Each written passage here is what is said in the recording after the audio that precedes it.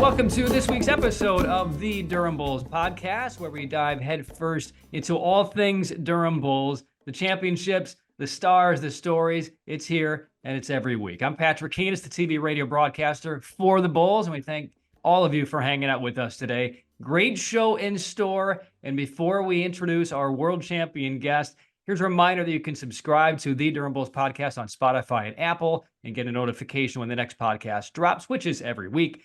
And the video portion of this podcast is also available on YouTube. So we'd appreciate it if you want to subscribe there, the Durham Bulls Podcast and Durham Bulls TV. So as we get started today, we're only a couple of episodes into this new podcast, but already we have retired our theme music from the first couple of episodes. Why, you ask? Well, if you're with us during the first episode with the Bulls Hall of Fame manager Charlie Montoyo, who is currently the bench coach for the Chicago White Sox, you heard the story from Charlie about playing his beloved conga drums at a Wrigleyville bar last summer in Chicago. He and his agent then teamed up to record a couple of songs, including their salsa version of Take Me Out to the Ball Game. And they've been gracious and really excited enough to offer that song as the podcast theme music. So you just heard about 16 seconds of that coming in, and that will be our theme song moving forward. So it's already a big day because of that, but it's even more special now as we welcome in our special guest today.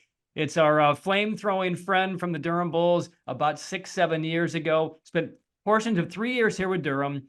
Had a tradition of hugging all of his teammates and an unnamed broadcaster before most every game. He broke in with the Tampa Bay Rays, went to the Miami Marlins, and then proceeded to win a world championship with the Houston Astros 2 years ago. 6-year big leaguer and my friend, Ryne Stanek.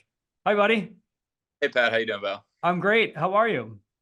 Doing good, man. Doing good. Just enjoying the off season, enjoying some family time. This just the good things. So you don't happen to play any instruments? I mean, do you want to replace Charlie's theme song with any kind of instrumentation you have?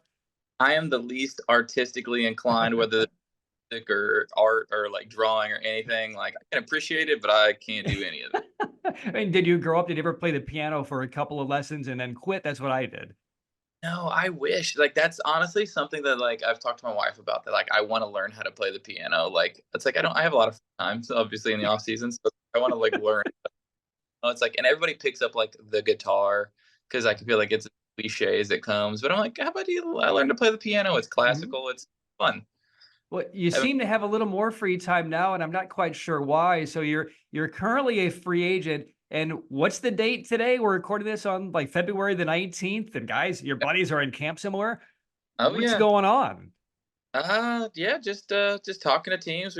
We have a bunch of teams in. Like we pretty much had 7 or 8 teams like throughout like the whole off season that have been talking to us and just kind of waiting, just playing the waiting game right now. Like just trying to do my due diligence and have the best place for me and my family, and pick the best organization for my career at this point. All right. So if you have to cut out, I mean, if your agent, shoots you a text or there's a call in the middle of this podcast, you have our permission to, step out, pause things and take care of business. For the fans out there who have no idea about what this whole process is like, and this is brand new for you and a bunch of your friends as well this year, how involved are you in the process? What is it like on a day-to-day basis? And I mean, is it pressure? Is it anxiety? I mean, spring training is beginning, and you're sitting in your house in Tampa. Yeah, no, it's all of those things, but it's also like it's knowing your worth in regards to like the game, and I think a lot of that is like you have to know like where you fit in.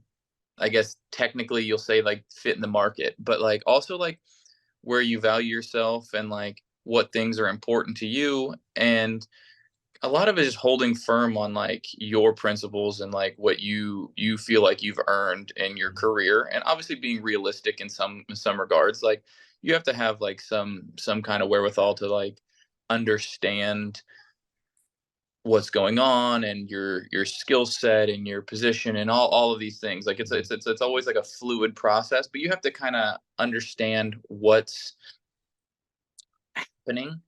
And I've tried to do that and like understand like who's taking good deals, who's taking bad deals, where do we fit in with the good deals and the bad deals, and where do we fall in line with other guys like my peers in the market that have gotten X number of years or dollars or whatever. Like you try to like understand where you fit. And we've come to a pretty good understanding of where I should fit. And now we're at the point where we have to kind of figure it out with the teams and like see where they're willing to go and what we're willing to do. And it's a lot of just knowing yourself and your worth that is so important to this, and holding firm and not really being the one to break, because you should be able to hold firm if you really believe and understand what you're doing. You should be able to do that, I think. Yeah. How much have you learned about the business of baseball since you graduated high school? Because you have a unique kind of perspective, because you've been in major negotiations really ever since you left Blue Valley High, right? As first round pick, and then going on to college and negotiating all these type of things. Not every athlete, not every pro, player who gets to the big leagues has this kind of long breadth of negotiation and understanding. But how much has that business understanding grown for you over the last 6 or 7 years? It's grown a lot, because I think a lot of it is I've grown up in the game a lot. Like I didn't understand the business side of it, and I think that's one thing that obviously as a player you tend to try to ignore at times, but like it always is so prevalent and present in your face that it's a business.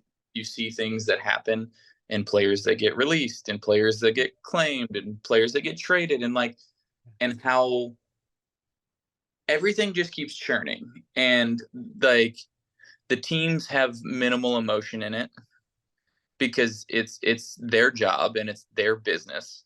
And the players tend to find themselves obviously very, very much more attached to situations, because it involves our families. It involves having to move kids and wives. And like, it's like, I have 2 kids. I have a 2.5-year-old and a 5-month-old. Like, it's like, we have to be able to pick up and move and do things to where, hi baby. My daughter. Oh. Baby. Yeah. Oh. So can you say hi? Hi, Hi, Joe. it's a bed. Hello, we love your daddy, Joe. Well, Go so mom. Ryne, this is going to be one of my questions later, but what's the best part about being a girl dad? Honestly, it's everything. I've like, everything is so different. Oh baby, it's okay. It's fine. I know. It's great, because I feel like I've softened up a lot. Like I was always kind of like a kind of a mush ball, but like in the back, like it was always like hidden away. And like I feel like it's given me permission to like do girl dad things. And like I understand like that she's obviously a little bit more emotional, and it's like I can do that, and it's not a big deal, because like that's what she needs. And I don't know, it's been really fun, because like I've become a I guess kind of a Disney dad, because my daughter loves all the princesses. It's something where we'll like, it's like an hour and 20 minutes away from the house, so we'll go up there and we'll stand in line for 40 minutes and to go see Rapunzel or Belle or whatever, and it's great. And it's like to see her go, you're like, okay, this is cool.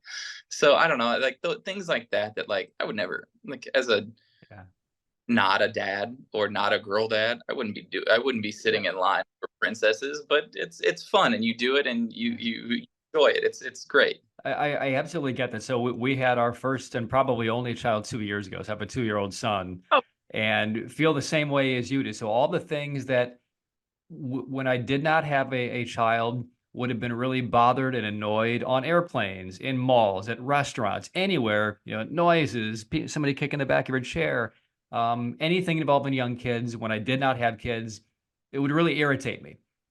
Calm them down, quiet them down, leave me alone, all these things.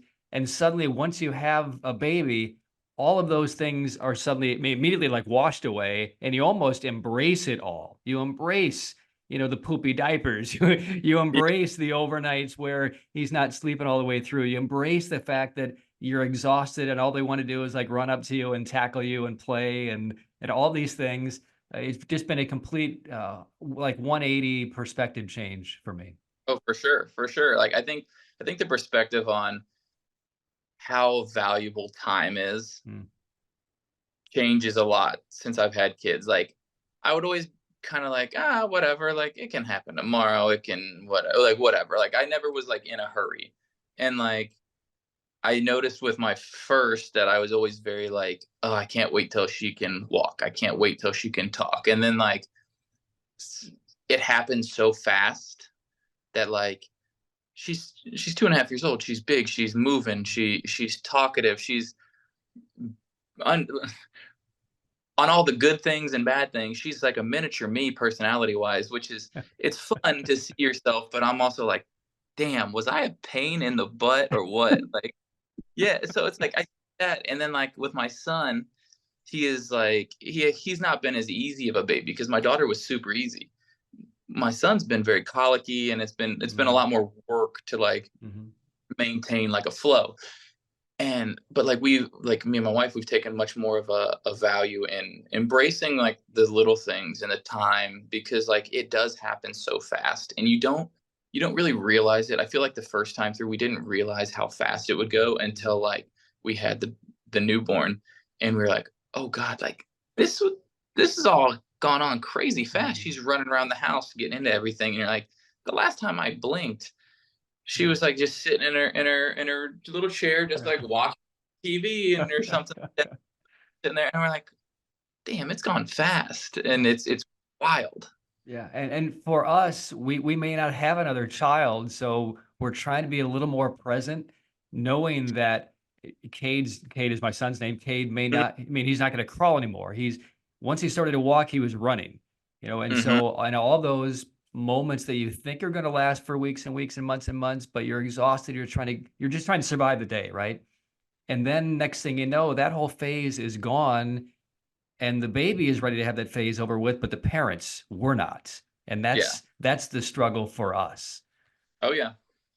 Yeah, for sure. So like there's a quote that, it was on, I think, Modern Family, and it was talking about how like every stage, like you like lose that part of the child, but like you get a new child in the process. Like it's like every stage is like you get the baby stage, and then you get the point where like that baby's gone, but like the new baby is here, and it's like they're crawling and walking. And like I don't know the exact quote, but like it's one that like I never connected the dots really until I saw it. And you get to the point where each time it's hard to miss the phases as much like in the moment, because it's constantly replaced by a new phase and a new spurt. And then you come into the next phase, and it's like it's hard to miss the infant when the toddler's here, and it's hard to miss the toddler, the kid's here, and it's hard to miss the kid when the teenager's here, and you're like, Jesus, where does it go?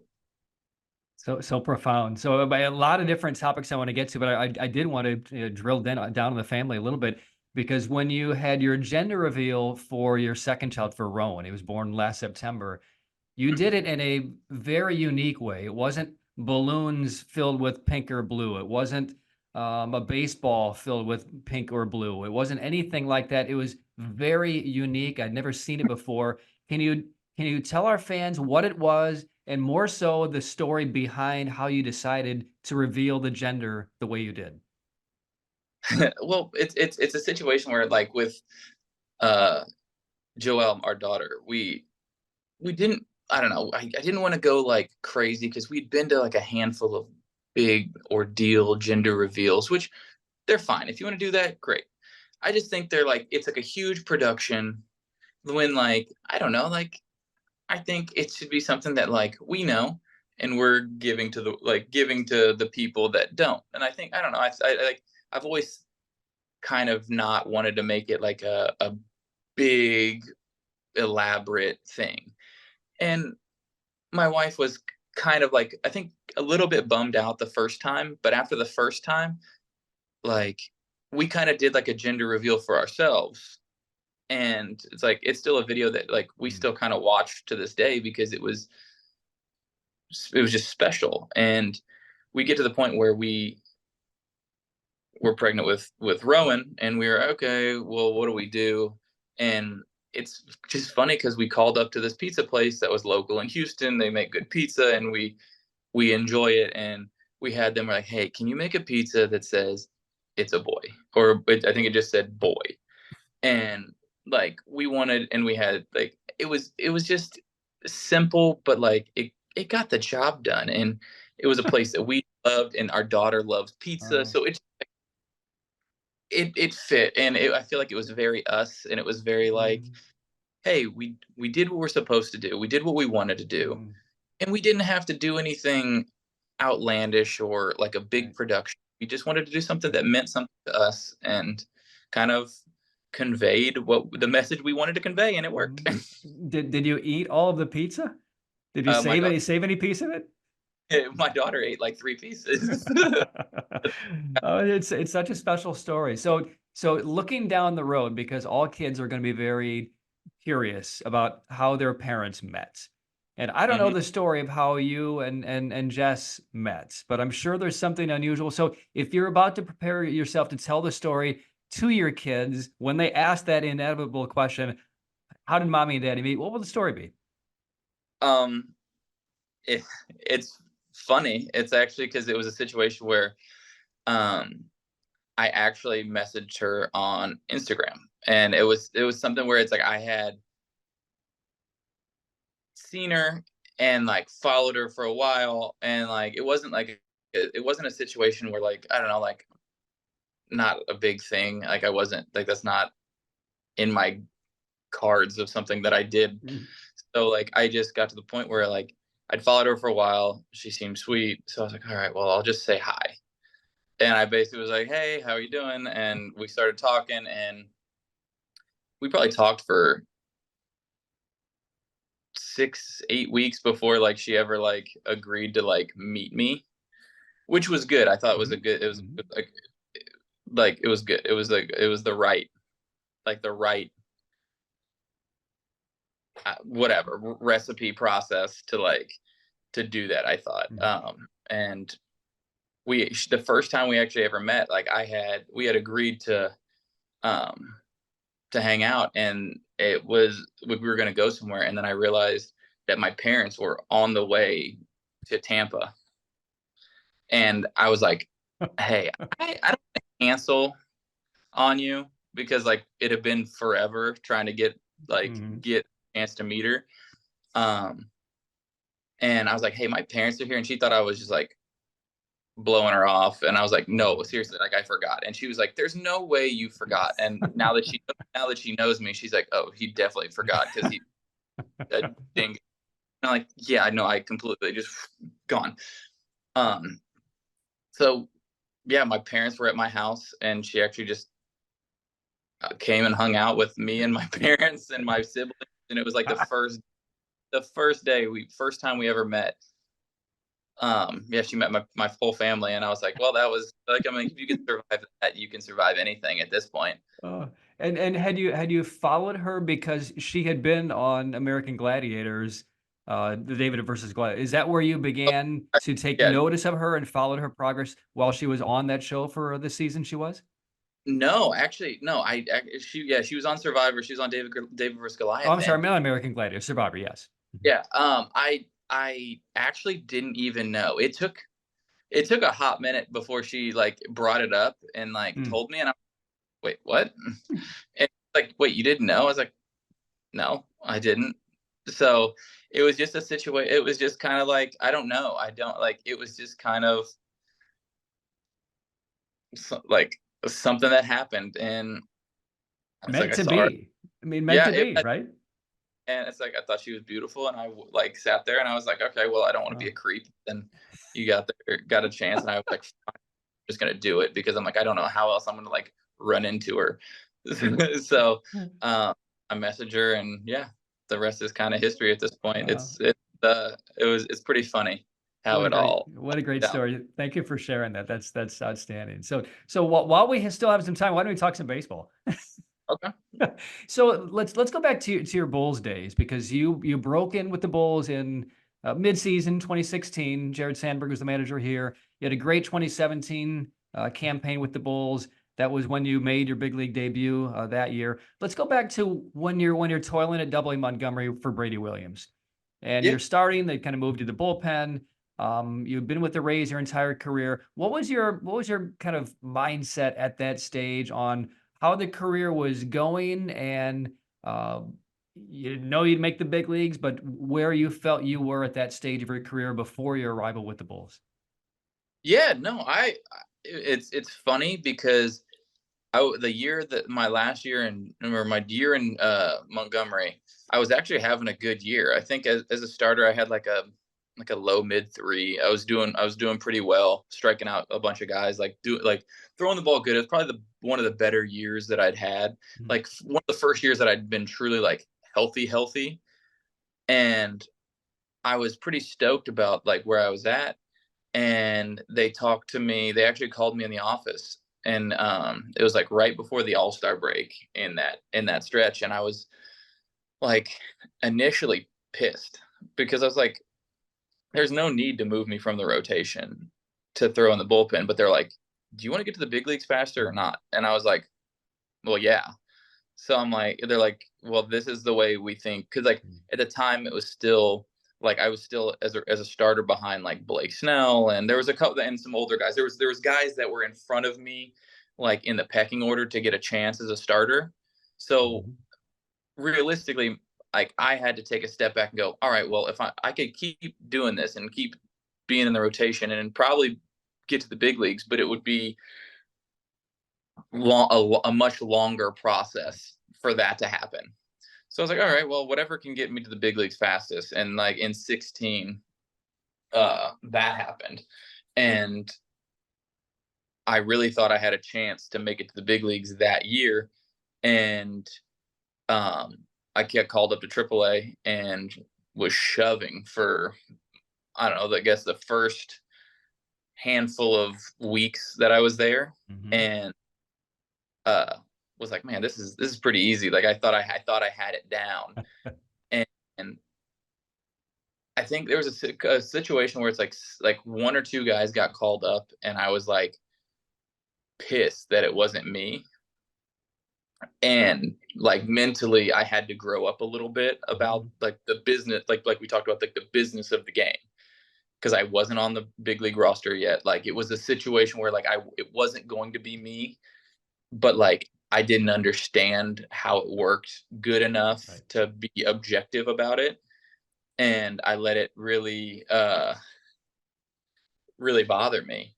And like, I kind of had like a 3-week stretch where I sucked, absolutely sucked. And I was like, I had kind of had that stretch where I was like, man, I don't know if I can actually do this? And Snyder actually like kind of talked me off the edge of like where I saw myself. And I was like, God, man, like I gotta like put it together. And then I finished strong. And then the next year, like I had a good year, and then got to the big leagues and had a good year. It was just like a lot of like things. I had to grow up a little bit mentally. All right, so let's not Seinfeld yada past your major league debut and through the first couple of years of your big league career. Let's go back to the moment when you found out that the transition from the rotation to the bullpen was in fact leading to the big leagues, because it was the following year. It was the middle of May, and Jared Sandberg was the manager with the Bulls, and you're here. And Jared always likes to create really unique ways to tell people that they're going to the big leagues for the first time. I don't know the story of how he told you. So how did he? Yeah, it was, the funny thing was, it was Star Wars night in Durham. So we had all our Star Wars stuff, which was kind of cool. So it's like we had that, and like we had like a normal day, and the next day was Mother's Day. So it was a situation where like I got told, like, I don't know, I think the game was at like 6, and I found out at like 4. So I'm sitting in the clubhouse like getting ready for the game, and Jared called me in and was like, hey man, You need to stop getting ready. Like, you're getting called up. You're going to be up. You'll be going to Boston tomorrow morning, because the game was at like 2 or 3. So it's like I don't really remember like the whole discussion on how like he said it, but like my brain was like, oh damn, how do I like figure all this out? So like the first thing I did is I had to call my mom and dad and like told them, and because it was Mother's Day, and I'm sitting there like, how do I get my mom and dad to Boston in like time? We tried our best, but then we got to the point where the weather in Boston was horrible. Like, so the weather was so bad, my flight that was supposed to go from Raleigh to Boston got canceled. So they flew me from Raleigh to Hartford, Connecticut. And I had to drive from Hartford to Fenway in just an absolute thunderstorm. And like, it's cold and rainy, and had to get to Fenway at like before the game at 2 or 3. So I'm like, I've been up since like 3 a.m. I basically didn't sleep, and ended up pitching in a hold situation in like the 8th inning in Fenway, make my debut. And I'm like, what?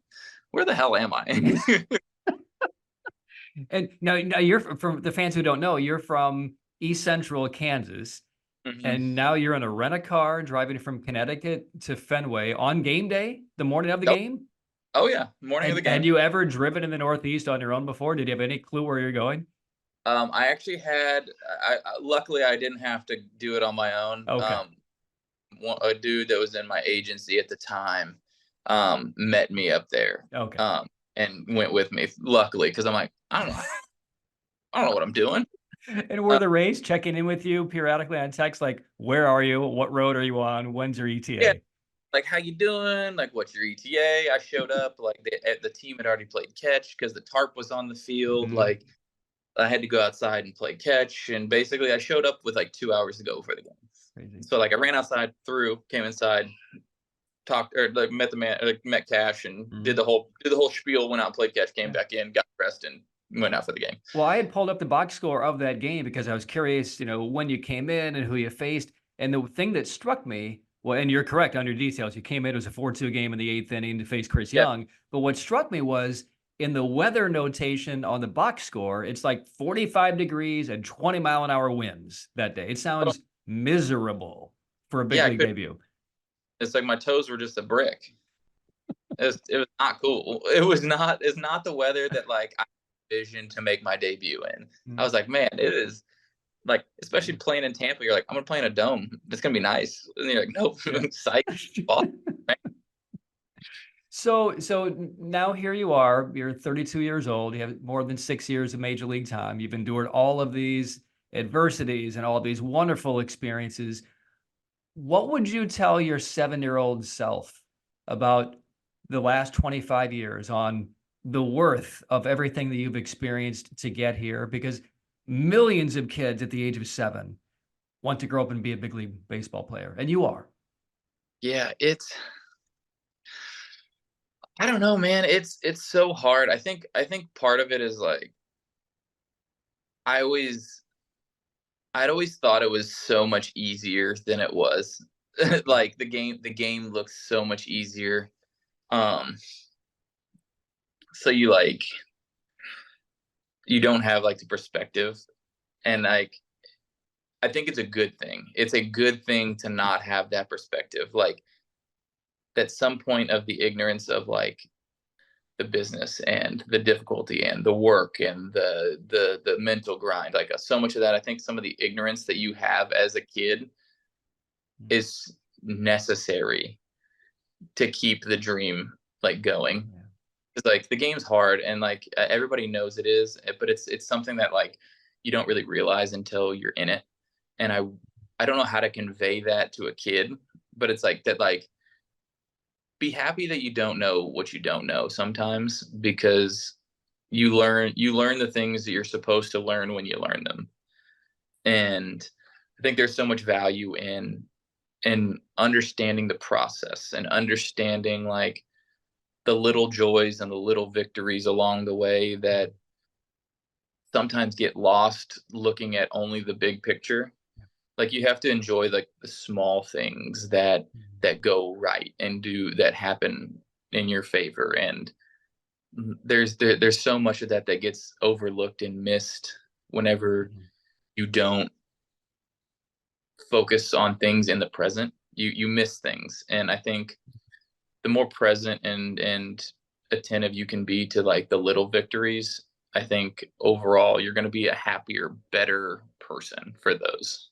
I mean, that seems like that's been the theme of this whole conversation is perspective and living in the moment as best as we are able to live in the moment.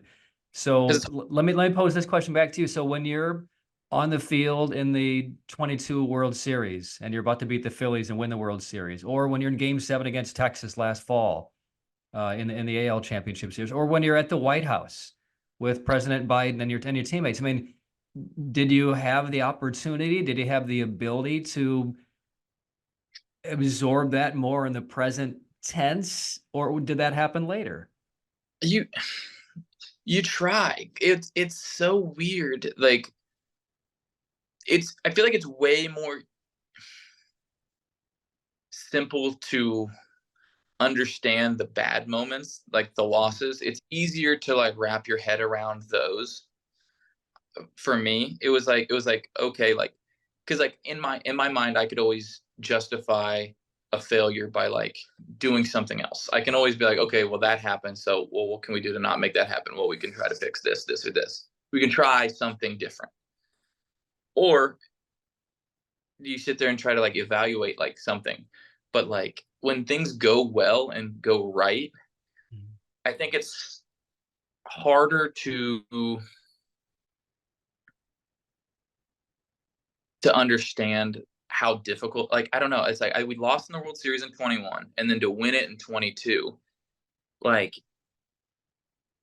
it's I don't know, it like I felt like in the moment I should have been like here, like way above where I was, like, but like in the moment I was sitting there going like, holy shit, this just happened, like this is crazy. Like they're like you're I think your ability to have perspective on like those big joys is harder to have than the big defeats. Like I don't understand why, and I wish I could. I wish I could like explain to you why. And I think part of it might be because we play a game that's incredibly difficult. It's easier in your mind to justify and comprehend failure and struggle and grind than it is to like wrap your mind around like the ultimate success. Like it's crazy. It's a weird thing. Like I didn't know how I was supposed to feel. Like I thought I was supposed to feel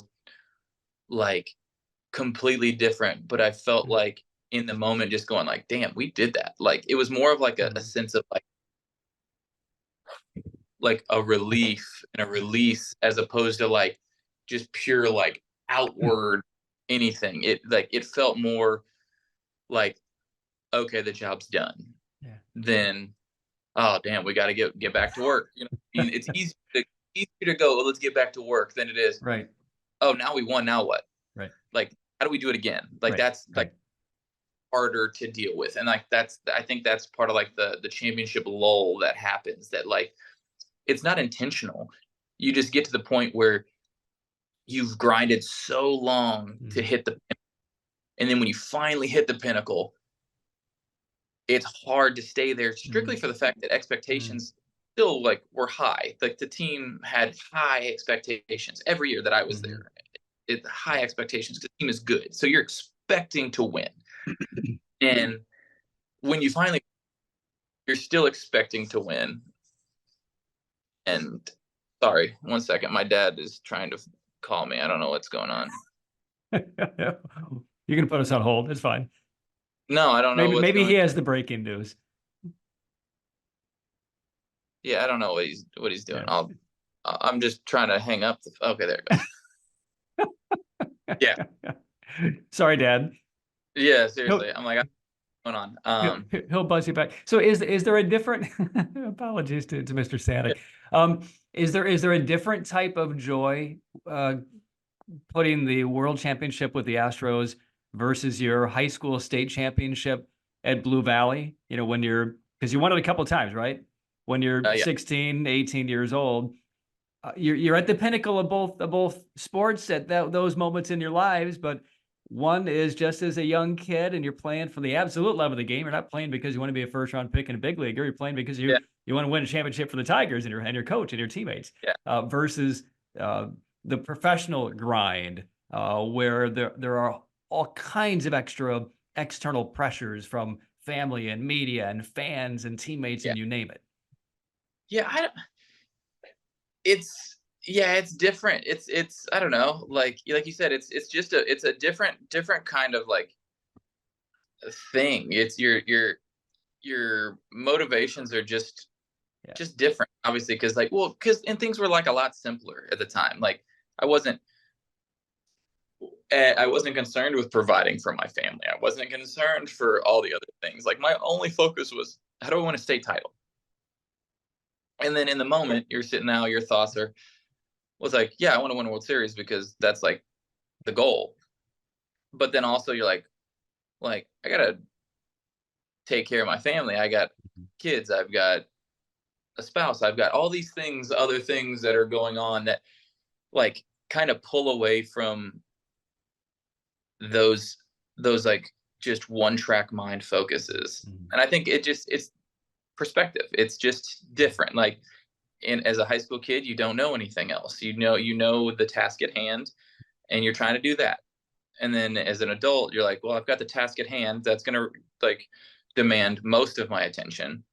But like, you have to, like, for me, it's like, you have to be a good father. You have to be a good husband. You have to do these other things. You have to do all the things as opposed to just the one thing. Right. And you have to keep the main thing, but you have a bunch of other things that are there too. So don't take this the wrong way. I'm really happy you're a free agent right now because we get to spend a little extra time with you because these are wonderful stories. I'm sure all of our fans and the Razorback fans and the Rays fans and the Astro fans are really going to enjoy this. Let me just hit you with a couple of rapid fire questions and one more topic, and we can let you get to your workout and get you ready for wherever you're going to sign. But first off, thank you in advance for your time here, Ryne. So let me just ask you, when you think of your time in Durham, because the Bulls fans will care about this, what are a couple of the memories you have of your time across those 3 seasons with the Bulls? I just love the city. It's funny. I still talk about it to this day because obviously nobody's goal is to finish their career in AAA. But like my thought is, if there's a place to be in AAA, if there's a place to be in 3A, Durham is the damn best place to be in AAA. Like I loved my time. The city was great. The fans were great. They showed up. They cared. They rooted for you. Like they were fun people. And like that gets lost a lot in minor league baseball, I think, because it's kind of like a separated thing, because like the teams and the players are obviously like the teams want to win, and then the players obviously want to get called up. So but like Durham did such a good job of like taking care of the players and just doing right by the players, that I respect a lot of what they did, because they made it fun. They made the experience enjoyable like that. Then there's places that aren't nearly as fun to play at in the minor league. So before anything, that is a great thing that Durham did for the guys, because it was great. It's a great place to be, and like I really enjoyed my time in Durham because the city is great. But like just spending time, like hell, even rain delays, we're out there just like messing around on the tarp. We're doing all like just shenanigans, just the shenanigans that you only really do in minor league baseball is the stuff that like is great. But like I had so many great teammates. Like I talk about a lot, dude. And I think, what year was it? It was maybe 17. The whole bullpen was big now. Like literally we had like 9 guys in the bullpen, all in the big leagues. Do you stay in touch with a lot of those guys? Are many of those guys close friends of yours even now? Everybody's spread to different locations. yes and no. Like like I'll talk to everybody. Like everybody that I played with, I talk to. Like obviously you have friends that are closer than others. Like Jamie Schultz, still one of my Oh, best friends, he's who's in my awesome. way. Like one of my closest friends. Like talk to him all the time. Like you have people like that you did all that with that, like you can't just like not see him. Like every time I'd play the Rays, obviously Kittredge is now traded but to St. Louis, but like talk to Kit. I talked to all these guys all the time. Diego Castillo, when he was with Seattle, like played them with Houston, and like every time I'd see him, I'd talk to Diego. He'd come over and say what's up and give him a hug, and like I'd talk to Alvarado. Like all the guys that we played with are there. Like hell, Brandon Lau is like my old house was like was literally my next door neighbor. Like literally bought the house. Like small world thing, but like there's so many things like that. You're like you can't not keep in contact. For one, the baseball world is so small, and as you play longer, it gets smaller. But yeah, there are a lot of those guys. Like you may not text them all the time or call them all the time, but you see them all the time, and you talk to them, and you follow them, and you wish the best for them because you know they're good people. Hell, most of them I know their families, so it's like you know them, you know their families. Some of them you know their kids. Like you know everything, and you just want the best for them because they're good people. And I like some of that is tough because you grow apart, obviously based on careers and where you get traded and where you get moved and all those things. So it's tough because you lose friends and some camaraderie like along the way just by nature of the business. But you kind of learn to, as with perspective, to appreciate those things that you had that you didn't really realize at the moment, that like, oh wow, this doesn't last very long. So it's cool. So let me ask you, I was going to ask you about your teammates. You've covered a lot of them, so I appreciate that. You've also had the great opportunity to play under two of the bigger names in Major League Baseball, Dusty Baker and Don Mattingly. He was your manager with the Marlins. Can you speak to those two and how well you got to know them, what you learned from them, and I mean, growing up as a baseball fan, as I know you were, what was it like for you to play under those major league legends? It was great, and it was funny. It's funny because granted they're drastically different Sure. personalities.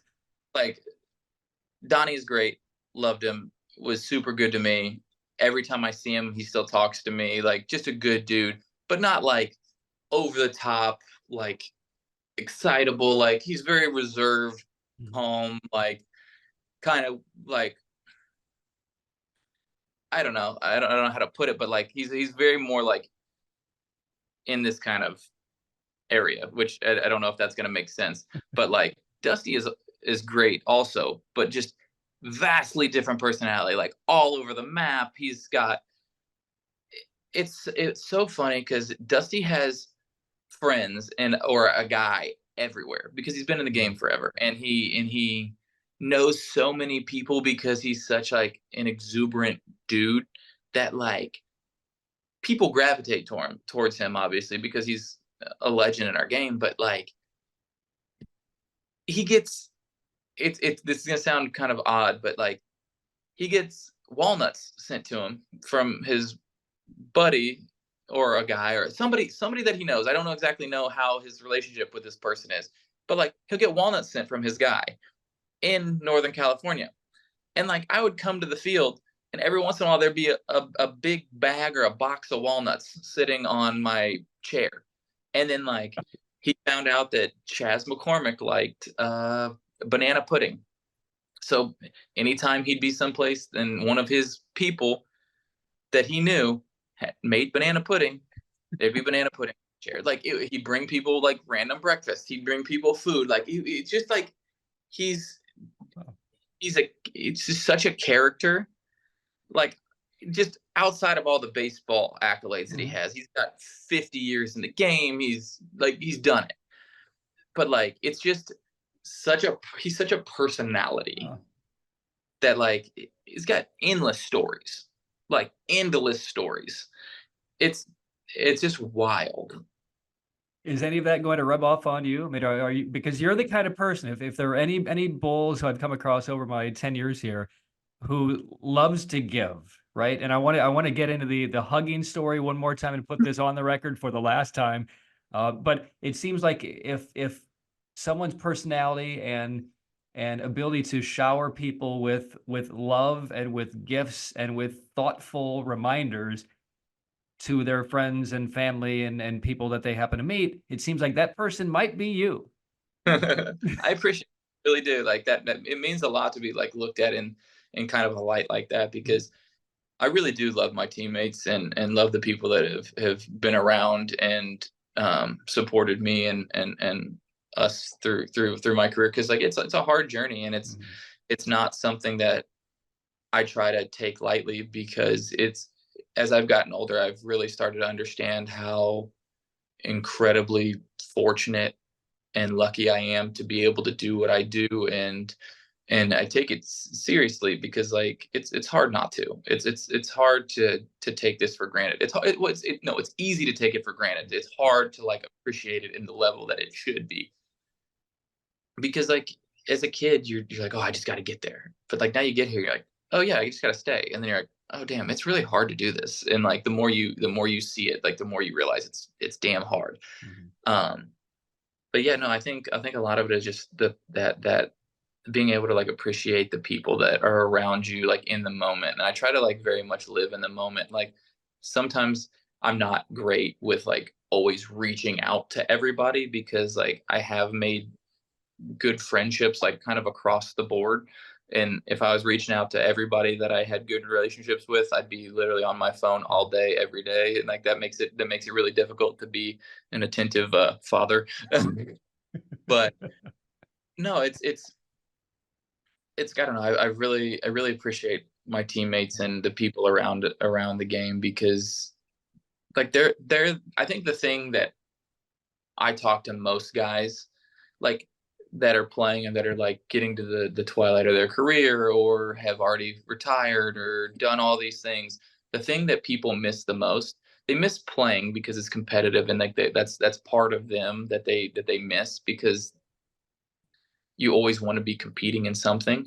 But like that can get replaced with like other things. Like once your body can't do it anymore, it's the relationships and the people and the clubhouse and the banter and the freedom and the ability to like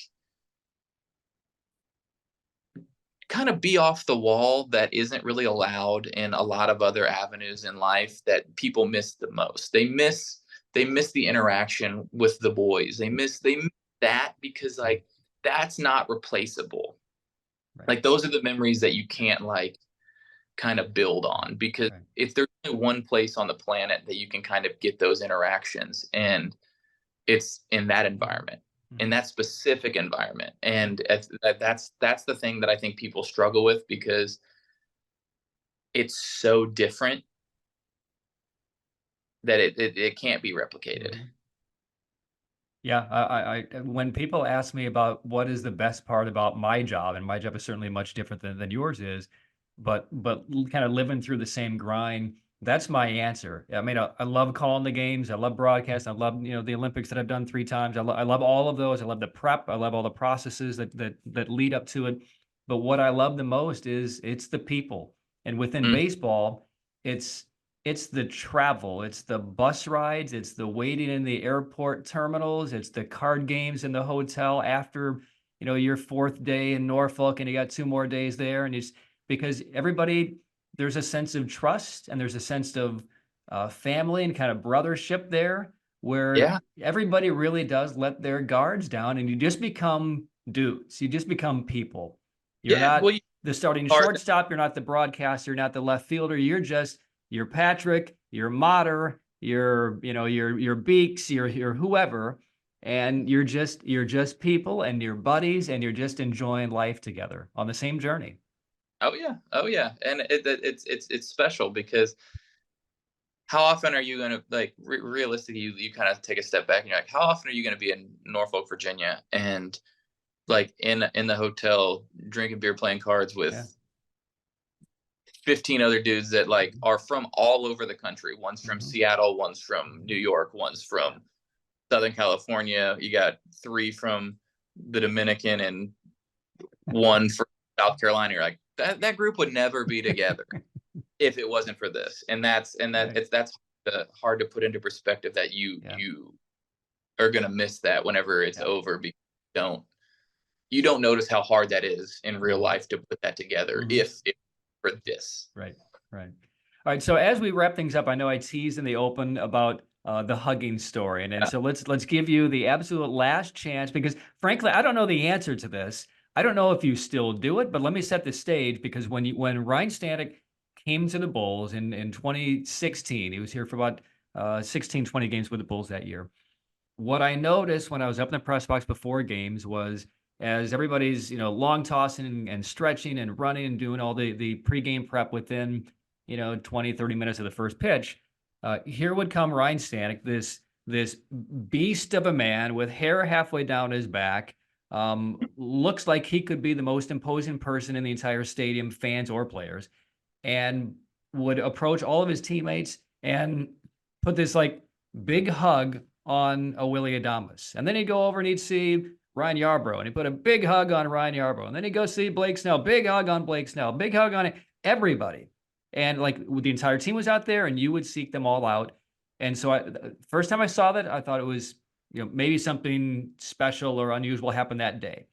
Watch the next day. Here comes Stanek, more hugs. The next day, road trip, more hugs. So I don't think I even broached the topic with you until the following year.